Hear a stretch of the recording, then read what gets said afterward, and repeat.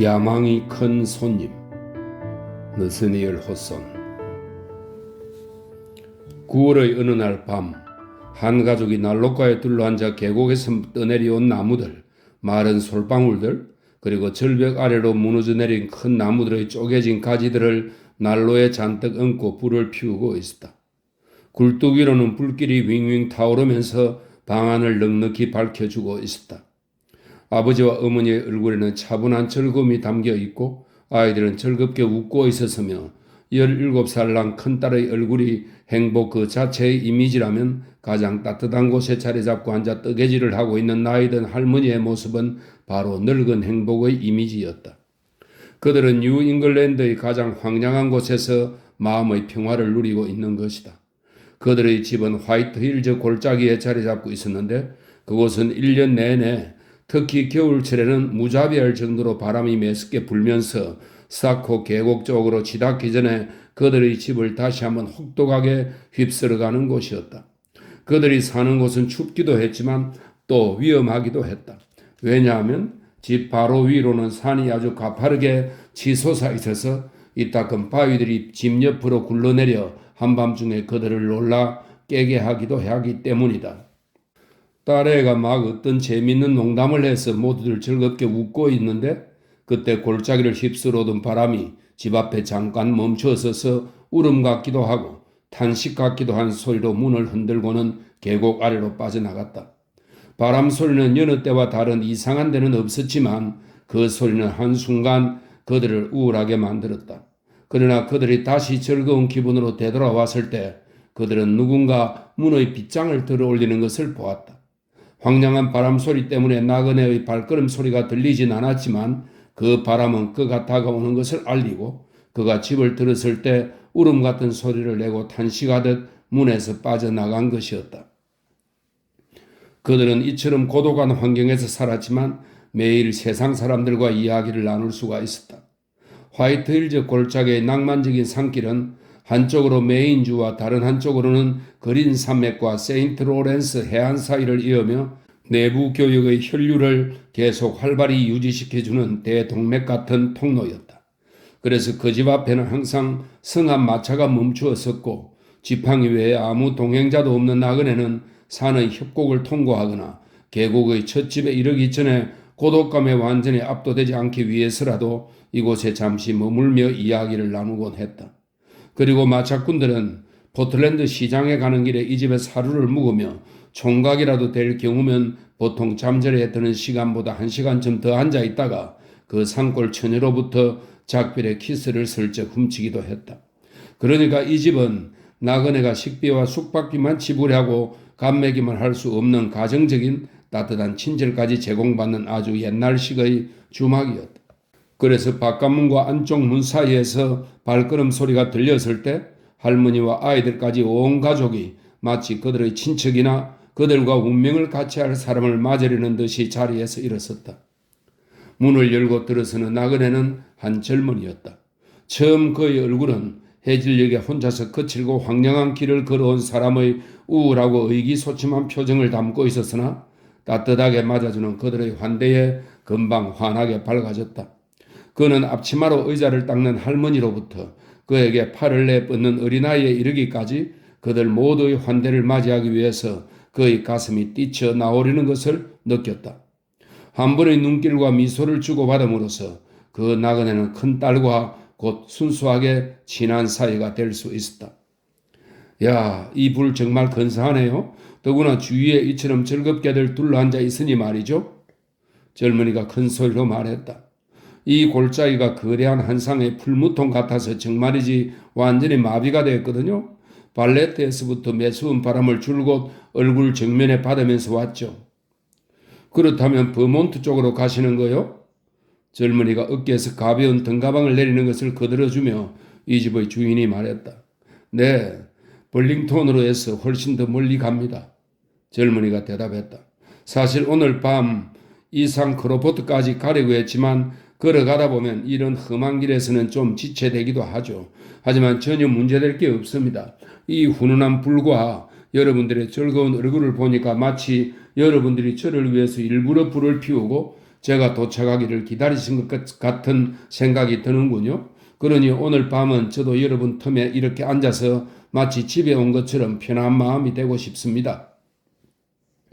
그렇게 말하면서 그 구김살 없는 젊은이가 불 가까이 의자를 끌어당기는 순간 무거운 발걸음 같은 소리가 밖에서 들리더니 가파른 산자락을 따라서 길고 빠른 걸음걸이로 우르르 내달아 집을 훌쩍 건너뛰고는 반대편 절벽에 부딪히는 것 같았다. 가족들은 그 소리가 무슨 소리인지 알기 때문에 숨을 죽였고 손님은 본능적으로 또한 숨을 죽였다. 저 산이 우리가 자기의 존재를 잊어버릴까봐 우리한테 돌을 던지는 거라고? 주인이 기분을 되찾으며 말했다. 때때로 머리를 끄덕거리면서 내려오겠다고 위협하기도 하지요. 그래도 우린 이제 아주 오랜 이웃이 되어서 대체로 서로 잘 지내는 편이죠. 게다가 굳이 꼭 내려오겠다고 할 경우에 대비해서 가까운 곳에 안전한 대피소를 마련해 놓고 있으니 걱정할 것 없어요. 이제 그 나그네가 곰고기로 저녁 식사를 마치고 본래의 쾌활한 태도로 가족 모두와 아주 친한 사이가 되어서 마치 자신도 산골 사람인 것처럼 허물없이 이야기하는 모습을 상상해 보자. 그는 자부심이 강하면서도 부드러운 마음을 가진 젊은이여서 부자나 권세 있는 사람들 앞에서는 그만하고 말도 잘 안 하는 것처럼 보이지만 낮은 오두막집 문 앞에서는 기꺼이 머리를 숙이고 가난한 사람들의 난로가에서는 형제나 자식처럼 친하게 어울려 이야기할 사람이었다. 그는 이 화이트 힐즈 골짜기의 가정에서 따뜻하고 소박한 감정과 뉴 잉글랜드 사람들 특유의 지성, 그리고 기암 괴석의 산봉우리들과 협곡에서, 그리고 위험하면서도 낭만적인 바로 그들의 집 문지방에서 그들이 거의 무의식적으로 거두어 모은 그 토양에서 자라난 한편의 시를 느낄 수 있었다. 그는 지금까지 멀리 혼자서 여행을 해왔다. 그의 모든 삶은 사실 혼자만의 고독한 여정인 셈이었다. 왜냐하면 고아하고 신중한 성격 때문에 그는 그렇지 않았으면 자기의 친구가 될 수 있었을 사람들로부터 자신을 고립시켜 왔기 때문이었다. 이 가족들 역시 그처럼 친절하긴 하지만 모든 가정의 울타리 안에 낯선 사람이 침입할 수 없는 성스러운 장소를 유지해야 할 그들만의 어떤 일체감과 세상 사람들로부터의 고립의식을 가지고 있었다. 그러나 이날 밤 어떤 예언적인 동료감이 그 세련되고 지적인 젊은이로 하여금 소박한 산골 사람들 앞에서 그의 마음을 다 털어놓도록 만들었고 또한 그들로 하여금 마찬가지의 허심탄회한 믿음으로 젊은이의 이야기에 응하도록 만들었다. 그리고 그것은 그래야만 했을 것이다. 같은 운명을 공유한 사람들 사이에 유대가 단순한 혈육의 그것보다 더 강한 것이 아니겠는가? 그 젊은이의 성격의 비밀은 높고 추상적인 야망에 있었다. 그는 남의 눈에 띄지 않는 삶을 살아가는 것은 참을 수 있었지만 무덤 속에서 잊혀지고 말 삶은 참을 수가 없었다. 간절한 욕구는 희망으로 변하고 오래 간직해온 그 희망은 하나의 확신, 즉 그가 지금 이처럼 눈에 띄지 않게 여행을 하고 있지만 그의 모든 여로에 비록 그가 걷고 있는 동안에는 아니라 하더라도 결국 영광의 빛이 환히 비치리라는 확신으로 바뀐 것이었다.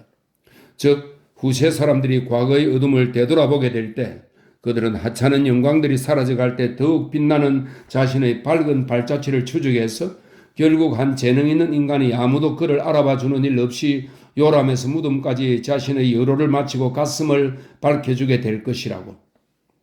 하지만 젊은이는 외치듯 말했다. 그의 뺨은 달아오르고 눈은 열정으로 빛나고 있었다. 하지만 전 아직 아무것도 한 일이 없습니다. 만일 내일 제가 이 세상에서 사라진다면 여러분만큼 저에 대해서 아는 사람도 없을 겁니다.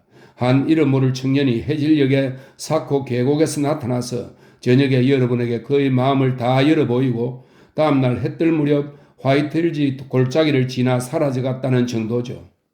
그 젊은이가 누구였지? 그 방랑자가 어디로 갔지? 그런 말을 묻는 사람은 아무도 없겠지요. 하지만 저는 제 운명을 이룰 때까지는 죽을 수가 없습니다. 제 운명을 이룬 후엔 죽어도 좋습니다. 제 자신의 기념비를 세운 것이 될 테니까요. 그들 사이엔 추상적인 몽상에서 흘러나오는 듯한 감정의 자연스러운 흐름이 계속되고 있었다. 바로 그 흐름이 비록 그들 자신의 감정과는 아주 다르지만 그들로 하여금 이 젊은이의 감정을 이해할 수 있게 해준 것이었다. 젊은이는 곧 쑥스러움을 느끼며 자신도 모르게 드러낸 그 열정에 얼굴이 붉어졌다. 절 비웃으시겠죠? 그는 큰딸의 손을 잡고 자신도 웃으며 말했다. 마치 오직 주위 시골 사람들의 시선을 끌기 위해서 마운트 워싱턴의 정상에 올라 얼어 죽기라도 하려는 것처럼 제 야망이라는 걸 말 같지 않다고 생각하시겠죠? 하지만 사실 그런 것도 사람의 조상을 그 위에 세울 초석으로 그럴듯한 것이지요.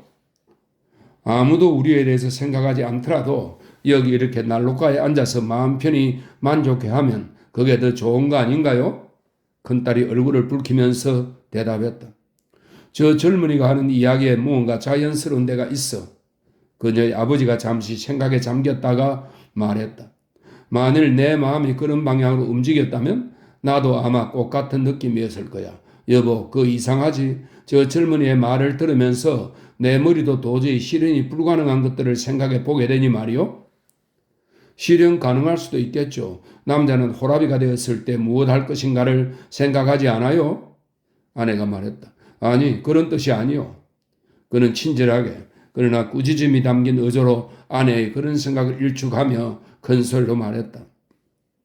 에스터, 난 당신의 죽음을 생각할 때 내 죽음도 똑같이 생각하오. 하지만 나는 좋은 농장 하나를 갖고 싶었어. 바틀렛이나 베슬레헴이나 리틀턴이나 아니면 화이트 마운틴스 주변의 어느 마을에서라도 그 산이 우리 머리 위로 굴러떨어질 수 있는 곳만 아니면 난 또 이웃 사람들과 사이좋게 지내면서 존칭을 받고도 싶고 한두 임기쯤 주의원도 되고도 싶었지. 왜냐하면 솔직하고 정직한 사람이면 주의회에서도 입법관으로서의 일을 잘 해낼 수 있을 테니까. 그리고 나서 내가 아주 늙게 되고 서로 오래 떨어져 있지 않도록 당신도 늙게 될 때 당신이 내 곁에서 울고 있는 가운데 자리에 누워 행복하게 죽기를 바랐었어. 대리석이 됐든 석판이 됐든 묘비에 내 이름과 나이, 찬송가 한 구절, 그리고 내가 정직하게 살다가 믿음을 가지고 죽었다는 사실을 사람들에게 알릴 수 있는 그런 글귀만 새겨 넣게 되면 되는 것 아닌가 그렇게 생각했었지. 그것 보십시오. 젊은이가 외쳤다. 석관이 됐건 대리석이 됐건 화강한 기둥이 됐건 사람들의 마음속에 영광스러운 기억이 됐건 어떤 기념비 같은 것을 바라는 것이 인간의 본성이죠. 오늘 밤은 좀 이상하네요. 아내가 눈물을 글썽이며 말했다. 사람들의 마음이 이처럼 떠돌면 그거 무슨 징조라고들 그러잖아요. 저애들 얘기하는 것 좀 들어보세요. 그들은 아이들 있는 쪽으로 귀를 기울였다. 어린아이들은 딴방의 잠자리에 이미 들었는데 새 문이 열려 있어서 그들이 부지런히 뭐라고들 서로 이야기하는 소리가 들렸다. 그들은 모두 난록과 분위기에 영향을 받은 듯 자기들이 어른이 되면 무엇을 할 것인가에 대해서 어린애다운 계획이나 허황된 희망을 서로 다투어 이야기하고 있는 것이었다. 드디어 막내 아이가 형이나 누나에게 말하는 대신 엄마에게 큰 소리로 외쳤다. 엄마, 내가 원하는 게 뭔지 말해줄게. 난 엄마, 아빠, 할머니 우리 모두 그리고 저 아저씨까지 지금 막 같이 떠나서 불륜 분지 개울에 가서 물을 마시고 오는 거야. 따뜻한 잠자리를 떠나 훈훈한 난로가로부터 그들을 끌어내서 벼락 넘어 골짜기 깊숙이 흘러들어가는 불륜 분지의 개울까지 갔다 오겠다는 아이의 엉뚱한 생각에 모두들 웃지 않을 수 없었다.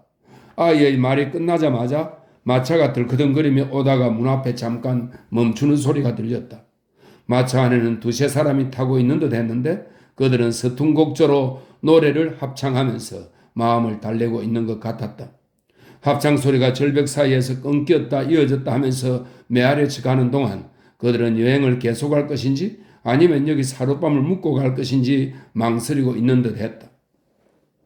아버지, 사람들이 아버지 이름을 부르는데요. 큰딸이 말했다.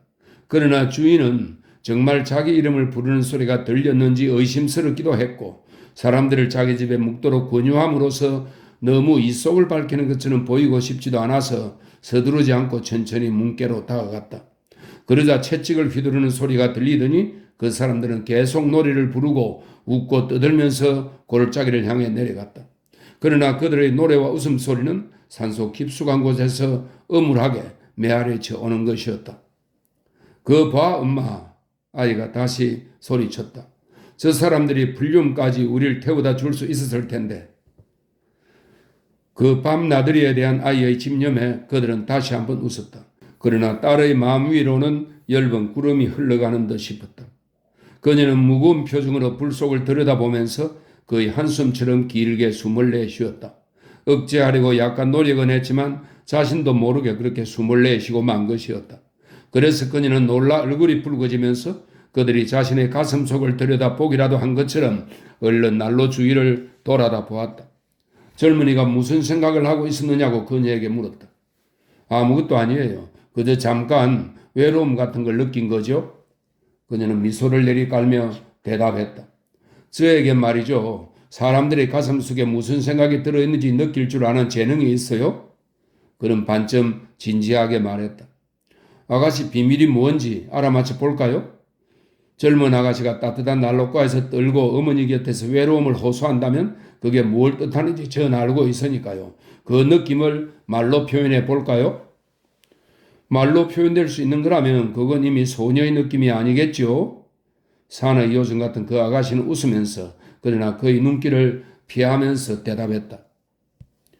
이 모든 말은 두 사람 사이에서만 오간 것이었다.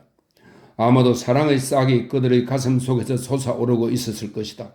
그 싹은 너무도 순수해서 이 세상에서는 온전히 자랄 수 없고 천국에서나 활짝 꽃필 그런 사랑의 싹이었다. 여자들은 젊은이가 지닌 그런 부드러운 위엄을 우러러보게 마련이고 자존심 강하고 사색적이면서도 친절한 마음을 가진 남자는 그녀가 지닌 그런 소박함에 사로잡히게 마련이니까. 그러나 두 사람이 부드럽게 이야기를 나누는 동안 그리고 그가 행복한 슬픔과 밝은 그늘과 소녀의 수줍은 열망을 지켜보고 있는 동안 골짜기를 빠져나가는 바람 소리는 점점 더 깊고 âm 울해져 가고 있었다. 그 소리는 상상력이 풍부한 젊은이의 말처럼 옛날 인디언이 살던 시절에 이 산에 거처를 정하고 높은 산봉우리들과 깊은 협곡을 그들의 성역으로 삼았다는 광풍의 정령들이 부르는 합창의 선율 같았다. 길을 따라서는 마치 장내 행렬이 지나가듯 오열하는 바람 소리가 휩쓸고 지나갔다. 그 음울함을 쫓아버리려고 가족들은 불 위에 소나무 가지들을 더 많이 얹었고 마른 솔잎들이 톡톡 소리를 내며 불길이 환히 피어오르자 그들은 다시 한번 평화로움과 조촐한 행복감을 되찾을 수 있었다. 불빛이 주위를 감싸듯 떠돌며 그들 모두를 쓰다듬어 주는 것 같았다.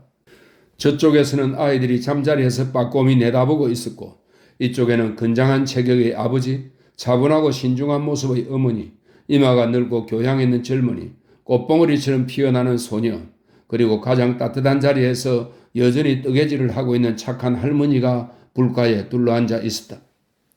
이제 할머니가 손가락을 부지런히 계속 움직이면서 잠시 얼굴을 들며 말했다. 늙은 사람들도 젊은 사람들처럼 다 그들 나름의 생각이 있는 거란다. 너희들이 이런저런 걸 바라고 계획하고 이런저런 걸 생각하고 상상하는 걸 보니 내 마음까지도 들뜨게 되는 것 같다. 이제 한두 발짝만 더 가면 무덤에 이르게 될 나 같은 늙은 여자가 바라는 게 뭐겠니? 얘들아, 내가 너희들한테 이야기할 때까진 그 생각이 밤이나 낮이나 내 머리에서 떠나지 않을 거야. 어머니, 그게 뭔데요? 남편과 아내가 곧 물었다. 그러자 할머니는 그들을 난로가로 더 가까이 다가오게 만드는 알 수 없는 표정을 짓더니 사실은 여러 해 전에 자신의 수의를 준비해 놓아놓으라고. 좋은 아마천 수의에 무명 주름깃을 단 모자에 결혼식 후 그녀가 입은 어떤 옷보다도 더 좋은 재료로 모든 걸 다 갖추어 놓아놓으라고 그들에게 일러주었다. 그러나 이날 밤 오랜 미신이 이상하게도 그녀의 머리에 자꾸 떠올랐다. 그것은 그녀가 젊었을 때 듣던 것인데 만일 시신이 무언가 흐트러지게 되면 예컨대 주름깃이 똑바로 안 펴졌다거나 모자가 제대로 안 씌워졌다거나 하기만 해도 시신이 흙 밑의 관 속에서 싸늘한 손을 뻗쳐 제대로 매무새를 갖추려 애쓴다는 것이었다. 그 생각만으로도 그녀는 신경이 곤두서는 것 같았다. 그런 말씀 하지 마세요, 할머니. 딸애가 그렇게 말하며 몸을 떨었다. 이제 너희들 중에 누구라도 말이다. 할머니는 이상할 정도로 진지한 태도로 그러면서도 자신의 어리석은 행동에 야릇한 미소를 띄우며 말을 계속했다. 내가 수의를 다 차려입고 관 속에 누워있을 때 내 얼굴 위로 거울을 들고 비춰주기 바란다. 내 자신의 모습을 살펴보고 모든 게 다 잘 됐는지 확인해 보려고 할지 누가 아니? 늙은 사람이건 젊은 사람이건 우리는 모두 무덤과 기념비 같은 걸 늘 생각하지요. 젊은이가 혼자 말처럼 중얼거렸다. 전 뱃사람들이 말이죠. 배가 가라앉아 가기 시작하고 아무도 모르게 흔적도 없이 이름도 없는 광활한 무덤인 바다에 묻히게 될 때 그 느낌이 어떨는지 늘 궁금한 생각이 듭니다. 잠시 모구를 송년케 하는 할머니의 생각이 그 이야기를 듣는 사람들의 마음을 사로잡고 있었기 때문에 어둠 속에서 광풍처럼 어르렁거리는 바람 소리가 점점 더 넓고 깊고 무시무시하게 퍼져나가는 것을 그 불운의 사람들은 의식하지 못하고 있었다. 집과 집 안에 있는 모든 것들이 떨리며 흔들렸다. 마치 그 끔찍한 소리가 최후 심판의 나팔 소리이기라도 한 것처럼 집안 자체가 흔들리는 것 같았다. 젊은 사람들, 나이 든 사람들 모두 경악의 눈길을 서로 주고받으며 한순간 아무 말도 못하고 꿈쩍할 수도 없이 공포에 질려 헬쓱하게 굳어 있었다. 다음 순간 그들 모두 입에서 같은 비명이 동시에 튀어나왔다. 산사태다. 산사태다. 그 짧은 한마디가 무엇라고 표현할 수 없는 그 재앙의 공포를 비록 묘사할 수는 없다 해도 전달할 수는 있었을 것이다. 희생자들은 집에서 뛰쳐나와 그런 위기에 대처해서 일종의 방벽을 세워놓은 더 안전하다고 생각되는 대피소를 찾았다. 오호라! 그러나 그들은 안전한 곳을 버리고 파멸의 길로 곧장 뛰어들어간 것이었다. 산허리가 온통 무너져 내리며 돌과 흙을 폭포처럼 쏟아부었다. 그러나 그 폭포의 더미는 집에 이르기 직전에 두 갈래로 갈라지면서 집의 창문 하나 건드리지 않은 채 집 주변을 온통 덮치며 길을 막아버리고 그것이 휩쓸고 간 자리에 있던 모든 것들을 함몰시켜버렸다.